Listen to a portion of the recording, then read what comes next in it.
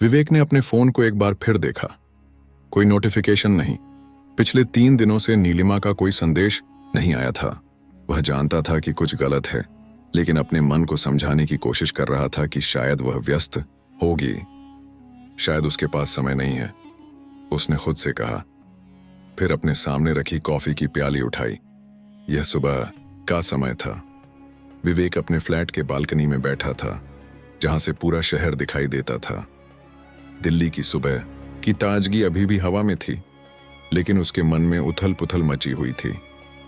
पिछले 6 महीनों से वह और नीलिमा एक दूसरे को डेट कर रहे थे। सब कुछ परफेक्ट लग रहा था। वे दोनों एक ही कंपनी में काम करते थे, उनकी रुचियां मिलती जुलती थीं और उन्होंने भविष्य के लिए कई सपने देखे थे। लेकिन पिछले कुछ हफ्तों से नीलिमा का व्यवहार बदल गया था। उसके संदेशों के जवाब देने में देरी होती थी, मिलने के लिए बहाने बनाती थी, और जब वे साथ होते थे तब भी उसकी आंखों में पहले जैसा चमक नहीं दिखता था।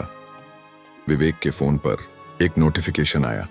उसका दिल धड़कने लगा, लेकिन यह नीलिमा नहीं बल्कि उसका दोस्त अमित था। क्या हाल है भाई? आज शाम को गेट टुगेदर है, आ रहा है ना? विवेक ने जवाब दिया। हाँ यार, आऊंगा। हालांकि उसका मन बिल्कुल नहीं था। उस दिन ऑफिस में विवेक कई बार नीलिमा के केबिन की ओर गया, लेकिन वह हर बार व्यस्त दिखी या किसी मीटिंग में थी। लंच के समय जब वह आम तौर पर नीलिमा के साथ होता था, उसने उसे दूसरे विभाग के सहकर्मियों के साथ बैठे देखा। विवेक को लगा जैसे वह जानबूझकर उससे बच रही है। शाम को जब वह अपने दोस्तों के साथ कैफे में था, तब भी उसका ध्यान फोन पर था। अमित ने यह देखा और पूछा, क्या हुआ यार, आज तू हमारे साथ है भी या नहीं? विवेक ने अपने दोस्तों को सब कुछ बताया, कैसे नीलिमा का व्यवहार बदल गया है और कैसे वह पिछले कुछ दिनों से उससे ठीक से बात नहीं कर रही है। मुझे लगता है कि वह मुझसे ब्रेकअप करने वाली है, विवेक ने कहा। उसकी आवाज में दर्द था। अरे यार, तू बहुत ओवरथिंक कर रहा है, हो सकता है कि वह वाकई में व्यस्त हो, अमित ने कहा। लेकिन विवेक के मन में डर था, और उस रात उसका डर सच साबित हुआ। रात 11 बजे जब वह सोने की तैयारी कर रहा था, नीलिमा का मैसेज आया। विवेक, हमें बात करनी है, कल सुबह मिल सकते हैं? विवेक का दिल धड़कने लगा। वह जानता था कि यह क्या मतलब है। उसने जवाब दिया, ठीक है, कल सुबह 9 बजे उस कैफे में मिलते हैं जहां हम पहली बार मिले थे। उस रात विवेक सो नहीं पाया। उसके दिमाग में हजारों विचार चल रहे थे। क्या उसने कुछ गलत किया था? क्या नीलिमा किसी और को पसंद करने लगी थी? क्या उनके रिश्ते में कुछ कमी थी? सुबह होते होते उसने खुद को थका हुआ और हताश महसूस किया। कैफे में नीलिमा पहले से ही बैठी थी। उसने विवेक को देखते ही हल्की सी मुस्कान दी, लेकिन उसकी आंखें बता रही थीं कि वह भी रात भर सो नहीं पाई थी। हाय, विवेक ने कहा टेबल पर बैठते हुए। हाय, नीलिमा ने जवाब दिया, अपना कॉफी का कप थामते हुए। कुछ पल की अजीब सी चुप्पी के बाद नीलिमा ने बोलना शुरू किया। विवेक, मुझे नहीं पता कि यह कैसे कहूं, लेकिन मुझे लगता है कि हमें थोड़ा समय लेना चाहिए। विवेक के दिल में जैसे बिजली कड़की। यह वही था जिसका उसे डर था। क्या मतलब? क्या हुआ नीलिमा? क्या मैंने कुछ गलत किया है? नहीं विवेक, तुमने कुछ गलत नहीं किया है। ये मेरे बारे में है। मुझे लगता है कि मैं इस रिश्ते के लिए तैयार नहीं हूं। मैं अभी अपने करियर पर ध्यान देना चाहती हूं। विवेक जानता था कि नीलिमा सच नहीं बता रही थी। उन्होंने कई बार अपने करियर और रिश्ते के बारे में बात की थी, और वे हमेशा एक दूसरे के सपनों का समर्थन करते थे। नीलिमा, प्लीज सच बताओ, क्या कोई और है? नीलिमा ने अपनी नजरें नीचे कर लीं। हाँ विवेक, मैं रोहित के साथ समय बिता रही हूं, हमारे मार्केटिंग विभाग से। विवेक को लगा जैसे उसके पैरों तले से जमीन खिसक गई हो। रोहित, जिससे नीलिमा हमेशा कहती थी कि वह उससे सिर्फ प्रोफेशनल बातें करती है। कब से? विवेक ने पूछा। उसकी आवाज कांप रही थी। पिछले 1 महीने से। मैं इसके बारे में भी कंफ्यूज थी विवेक। मैंने तुम्हें दुख पहुंचाना नहीं चाहा, लेकिन अब मुझे लगता है कि मैं उसके साथ ज्यादा खुश हूं। विवेक के दिमाग में हजारों विचार घूम रहे थे। गुस्सा, दुख, बेचैनी और सबसे ज्यादा धोखा महसूस हो रहा था। लेकिन वह वहां बैठा रहा, शांत दिखने की कोशिश करते हुए, हालांकि अंदर से वह टूट चुका था। मैं तुम्हारी खुशी चाहता हूं नीलिमा, उसने अंततः कहा। हालांकि वह इसका मतलब नहीं था।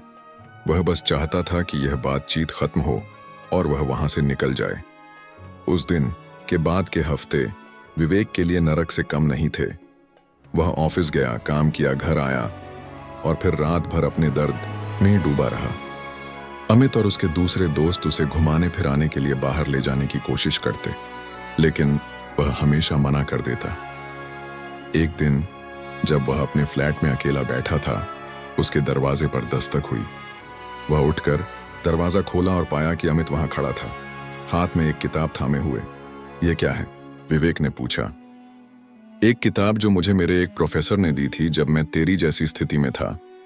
इसे पढ़, शायद मदद मिले। विवेक ने किताब लेकर देखा।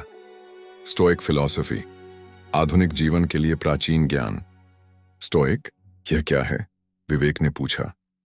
एक प्राचीन दर्शन जो सिखाता है कि हम अपनी भावनाओं और विचारों पर कैसे नियंत्रण रख सकते हैं, खासकर कठिन समय में। मुझे लगता है तुझे इसकी जरूरत है। विवेक ने मन ही मन सोचा, एक किताब मेरे टूटे हुए दिल को कैसे ठीक कर सकती है। लेकिन अमित की खातिर उसने किताब रख ली और कहा कि वह इसे पढ़ेगा। उस रात नींद न आने पर विवेक ने वह किताब उठाई और पढ़ना शुरू किया। पहले कुछ पन्ने पढ़ने के बाद उसने पाया कि स्टोइसिज्म एक प्राचीन यूनानी और रोमन दर्शन है जो सिखाता है कि हम अपने जीवन के नियंत्रण से बाहर की चीजों के बारे में चिंता करने के बजाय अपने विचारों और कार्यों पर ध्यान केंद्रित करें। यह दर्शन मानता है कि हम अपने आसपास होने वाली घटनाओं को नियंत्रित नहीं कर सकते, लेकिन हम उन पर अपनी प्रतिक्रिया को नियंत्रित कर सकते हैं। आधी रात तक विवेक इस किताब में डूबा रहा। उसने पढ़ा कि स्टोइक दर्शन के अनुसार प्यार से वंचित होना या किसी प्रियजन का जाना जीवन का एक हिस्सा है और इसे स्वीकार करना, न कि इससे भागना, महत्वपूर्ण है। विवेक ने सोचा, क्या यह इतना आसान है? क्या मैं बस इस दर्द को स्वीकार कर सकता हूं और आगे बढ़ सकता हूं? उसने और पढ़ना जारी रखा और जाना कि स्टोइक दर्शन के अनुसार खुद से गहरा रिश्ता बनाना पहला और सबसे महत्वपूर्ण कदम है। जब हम अपने आप से प्यार करना सीख लेते हैं तो दूसरों के हमें छोड़ने का दर्द कम हो जाता है। विवेक ने किताब रखी और अपनी बालकनी में चला गया। आधी रात का शहर शांत था। सिर्फ कुछ कारों की हेडलाइट्स और दूर के भवनों की रोशनी दिखाई दे रही थी। उसने गहरी सांस ली और सोचा, क्या मैं इस दर्द से निकल सकता हूं? क्या मैं सीख सकता हूं कि अपने आप से गहरा रिश्ता कैसे बनाया जाए? अगले दिन सुबह विवेक ने एक फैसला किया। वह स्टोइक दर्शन का अध्ययन करेगा और देखेगा कि क्या यह उसे अपने टूटे हुए दिल से उबरने में मदद कर सकता है। उसने अपने फोन पर एक नोट्स ऐप खोला और लिखना शुरू किया। स्टोइक सिद्धांत, फर्स्ट इन वेन, खुद से गहरा रिश्ता बनाना। विवेक ने कुछ दिन इस पहले सिद्धांत पर काम करने का फैसला किया। उसने अपने अंदर झांकना शुरू किया। क्या वह वास्तव में अपने आप से प्यार करता है? क्या वह अपनी कमजोरियों और ताकतों को स्वीकार करता है? क्या उसने कभी अपने साथ वक्त बिताया है बिना किसी और की जरूरत के? उसने पाया कि उत्तर नहीं था। वह हमेशा किसी न किसी रिश्ते में रहा था। अपने आप को पूरा महसूस करने के लिए हमेशा किसी और पर निर्भर था। नीलिमा के साथ उसके रिश्ते से पहले वह अपनी पिछली गर्लफ्रेंड रिया के साथ था और उससे पहले अन्य रिश्ते थे। उसने कभी अपने आप को अकेले रहने और खुद के साथ सहज होने का समय नहीं दिया था। उस हफ्ते के दौरान विवेक ने खुद के साथ वक्त बिताने का फैसला किया। वह अपने पसंदीदा पार्क में अकेले घूमने जाता, अपनी पसंदीदा किताबें पढ़ता और अपने विचारों और भावनाओं को एक जर्नल में लिखता। धीरे धीरे वह अपने आप को बेहतर तरीके से समझने लगा। एक शाम जब वह अपने जर्नल में लिख रहा था, उसका फोन बजा। नीलिमा का नाम स्क्रीन पर चमका। विवेक का दिल एक पल के लिए धड़का, लेकिन फिर उसने गहरी सांस ली और फोन उठाया। हेलो, उसने शांत आवाज में कहा। विवेक, मैं बस चेक कर रही थी कि तुम ठीक हो ना। नीलिमा की आवाज थोड़ी असहज लग रही थी। मैं ठीक हूं नीलिमा, तुम कैसी हो? मैं ठीक हूं। मैंने सोचा कि मुझे तुमसे बात करनी चाहिए। ऑफिस में तुम्हें अकेला देखकर मुझे अजीब लगता है। विवेक ने गहरी सांस ली। पहले वह इस कॉल के लिए तड़प रहा होता।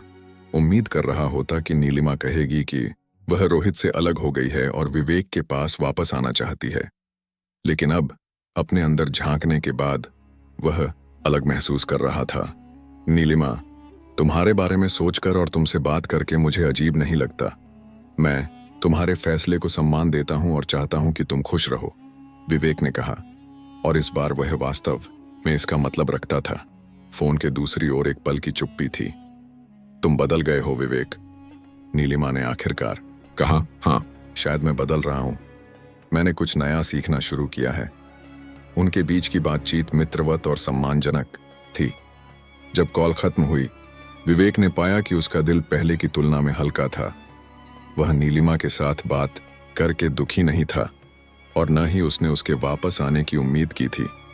वह अपने आप पर ध्यान केंद्रित कर रहा था, अपने अंदर गहरा रिश्ता बना रहा था। उस रात विवेक ने किताब फिर से उठाई और दूसरे स्टोइक सिद्धांत के बारे में पढ़ा। अपनी भावनाओं पर नियंत्रण रखना। स्टोइक दर्शन के अनुसार हमारी भावनाएं हमारे विचारों का परिणाम है। हम अपने विचारों को बदलकर अपनी भावनाओं को नियंत्रित कर सकते हैं। जब नीलिमा ने विवेक को छोड़ा तो उसने सोचा था कि उसका जीवन खत्म हो गया है, कि वह कभी भी फिर से खुश नहीं हो पाएगा। लेकिन अब वह समझ रहा था कि ये सिर्फ विचार थे, अंतिम सत्य नहीं। विवेक ने अपने जर्नल में लिखा, मेरी भावनाएं मेरे विचारों का परिणाम है। मैं अपने विचारों को बदल सकता हूं, इसलिए मैं अपनी भावनाओं को भी बदल सकता हूं। नीलिमा का जाना मेरे जीवन का अंत नहीं है, बल्कि एक नई शुरुआत है। अगले कुछ हफ्तों में विवेक ने स्टोइक सिद्धांतों को अपने जीवन में लागू करना जारी रखा। वह ऑफिस जाता, काम पर ध्यान केंद्रित करता और कभी-कभी नीलिमा और रोहित को साथ देखता। लेकिन अब वह उनके साथ देखकर दुखी नहीं होता था। वह धीरे धीरे अपनी भावनाओं पर नियंत्रण रखना सीख रहा था। एक दिन अमित ने उसे लंच के लिए बाहर आमंत्रित किया। विवेक ने पाया कि वहां अमित के साथ उसकी बहन अनुष्का भी थी। अनुष्का एक बुद्धिमान और आकर्षक महिला थी, जो एक प्रसिद्ध पत्रिका के लिए लेखन का काम करती थी। तुम्हारी बहन के बारे में तुमने मुझे पहले कभी नहीं बताया, विवेक ने अमित से कहा, जब अनुष्का एक फोन कॉल लेने के लिए उठी। क्योंकि तुम हमेशा नीलिमा में व्यस्त थे, अमित ने मुस्कुराते हुए कहा। और मुझे पता था कि तुम दोनों की अच्छी बनेगी। तुम दोनों की रुचियां बहुत मिलती जुलती हैं। विवेक और अनुष्का की बातचीत लंबी और रोचक थी। वे दोनों किताबों, फिल्मों और यात्रा के शौकीन थे। विवेक ने पाया कि वह अनुष्का के साथ बात करके आनंदित महसूस कर रहा था, लेकिन उसने अपनी भावनाओं को नियंत्रित रखा। वह अभी एक और रिश्ते के लिए तैयार नहीं था। वह अभी भी अपने अंदर झांकने और अपने आप को समझने की प्रक्रिया में था। जब वे रेस्टोरेंट से बाहर निकले, अनुष्का ने कहा, मुझे तुमसे बात करके अच्छा लगा विवेक, हम फिर मिल सकते हैं? विवेक ने मुस्कुराते हुए कहा, हाँ बिल्कुल, लेकिन अभी मैं अपने जीवन के एक अलग चरण से गुजर रहा हूं, इसीलिए दोस्त के रूप में। अनुष्का ने समझदारी से सिर हिलाया। बिल्कुल, दोस्त के रूप में। उस शाम विवेक ने अपने जर्नल में लिखा, आज मैंने तीसरा स्टोइक सिद्धांत सीखा, कम बोलना, प्रभावशाली शब्द बोलना। मैंने अनुष्का से अपनी भावनाओं और अपनी स्थिति के बारे में ईमानदारी से बात की और यह सही लगा। विवेक धीरे धीरे महसूस कर रहा था कि वह अपने दुख से बाहर निकल रहा है। वह हर दिन स्टोइक सिद्धांतों का अध्ययन करता और उन्हें अपने जीवन में लागू करने का प्रयास करता। वह समझ रहा था कि नीलिमा ने उसे जो दर्द दिया था, वह उसके जीवन का अंत नहीं था, बल्कि एक नई शुरुआत थी। एक ऐसी शुरुआत जहां वह अपने आप से गहरा रिश्ता बना रहा था, अपनी भावनाओं पर नियंत्रण रख रहा था और जीवन के हर पहलू का आनंद ले रहा था, चाहे वह अकेला हो या किसी के साथ। एक दिन जब विवेक पार्क में टहल रहा था, उसने अचानक नीलिमा को देखा। वह अकेली थी और एक बेंच पर बैठी थी, उदास दिख रही थी। विवेक का पहला विचार था कि उससे बचना चाहिए, लेकिन फिर उसने सोचा, मैं अब उससे नफरत नहीं करता, मैं अपनी भावनाओं पर नियंत्रण रखता हूं। वह उसके पास गया और कहा, हाय नीलिमा, क्या मैं बैठ सकता हूं? नीलिमा ने चौंक कर उसे देखा, फिर हल्के से मुस्कुराई और सिर हिलाया। तुम ठीक हो? विवेक ने पूछा। नीलिमा ने अपनी आंखों में आंसू रोकते हुए कहा, नहीं, मैं ठीक नहीं हूं। रोहित और मेरा ब्रेकअप हो गया है। उसने मुझे किसी और के लिए छोड़ दिया। विवेक को अचानक यह आभास हुआ कि नीलिमा अब वही महसूस कर रही थी जो उसने महीनों पहले महसूस किया था, धोखा, दुख और अकेलापन। वह अपने अंदर रोहित के प्रति गुस्से या नीलिमा के प्रति आनंद का कोई भाव नहीं पा रहा था, बल्कि उसे उसके लिए सहानुभूति थी। मुझे खेद है, विवेक ने कहा, और वह सच में था। मैं जानता हूं कि यह कैसा महसूस होता है। नीलिमा ने अपने आंसू पोंछे और कहा, मुझे पता है कि मैंने तुम्हारे साथ ठीक वैसा ही किया था, लेकिन अब मुझे समझ आ रहा है कि तुमने कैसा महसूस किया होगा। मुझे माफ कर दो विवेक। मैंने तुम्हें पहले ही माफ कर दिया है नीलिमा, विवेक ने कहा। मैंने अपनी भावनाओं पर काम करना सीखा है और अपने अंदर झांकना सीखा है। कैसे? नीलिमा ने पूछा। उसकी आंखों में जिज्ञासा थी। विवेक ने उसे स्टोइक दर्शन के बारे में बताया, कैसे यह उसे खुद से गहरा रिश्ता बनाने, अपनी भावनाओं को नियंत्रित करने और जीवन के हर पहलू का आनंद लेने में मदद कर रहा था।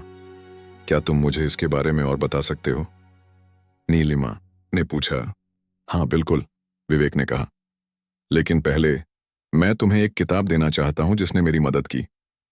उस दिन पार्क में मुलाकात के बाद विवेक ने नीलिमा को स्टोइक फिलॉसफी की वही किताब दी जो अमित ने उसे दी थी। नीलिमा ने भी इस दर्शन को अपनाने का निर्णय लिया, अपने टूटे हुए दिल को संभालने के लिए। धीरे धीरे वे दोनों दोस्त बन गए। एक ऐसी दोस्ती जो अब रोमांटिक भावनाओं पर नहीं बल्कि आपसी सम्मान और समझ पर आधारित थी। विवेक अब चौथे स्टोइक सिद्धांत पर काम कर रहा था, मूल्य देना। वह समझ रहा था कि जीवन में जो वास्तव में महत्वपूर्ण है वह बाहरी चीजें नहीं हैं, जैसे पैसा, शोहरत या यहां तक कि दूसरों से प्यार, बल्कि आंतरिक गुण हैं जैसे ईमानदारी, करुणा और बुद्धिमत्ता।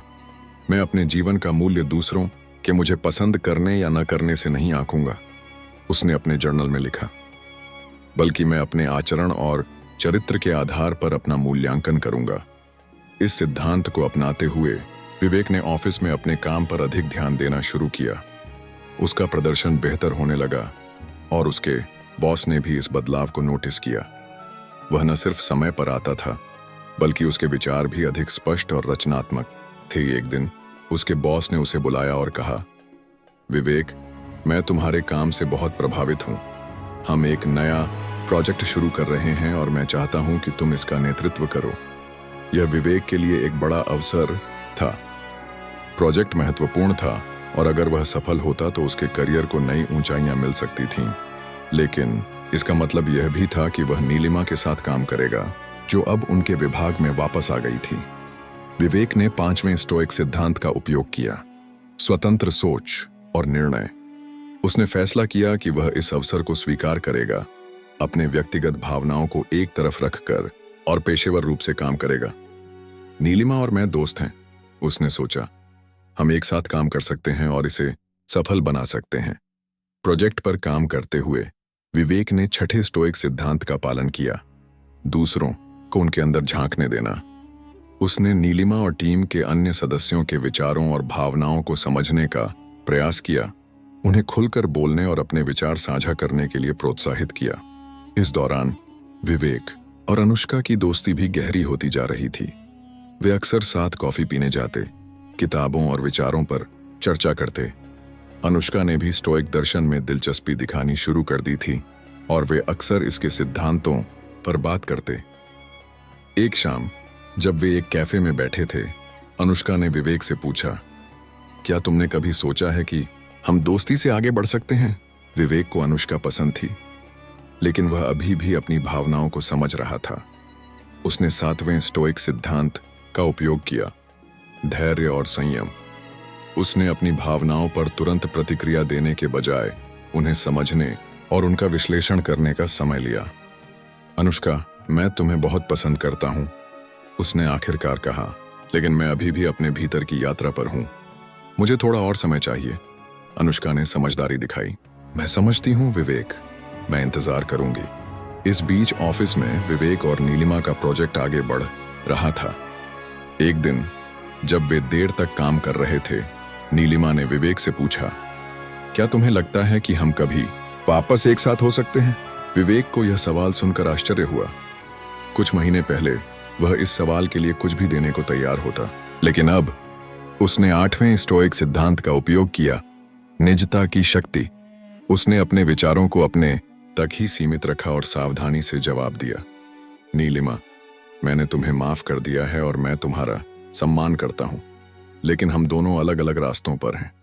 मुझे लगता है कि हम दोस्त के रूप में एक दूसरे के लिए बेहतर हैं। नीलिमा ने समझते हुए सिर हिलाया। हालांकि उसकी आंखों में निराशा थी। विवेक के जीवन में चीजें बदल रही थीं। उसका करियर आगे बढ़ रहा था, उसके पास नए दोस्त थे और वह एक नई संभावित रोमांटिक संबंध की ओर देख रहा था। लेकिन वह अभी भी सावधान था और 9वें स्टोइक सिद्धांत का पालन करता था, कम उम्मीद रखना।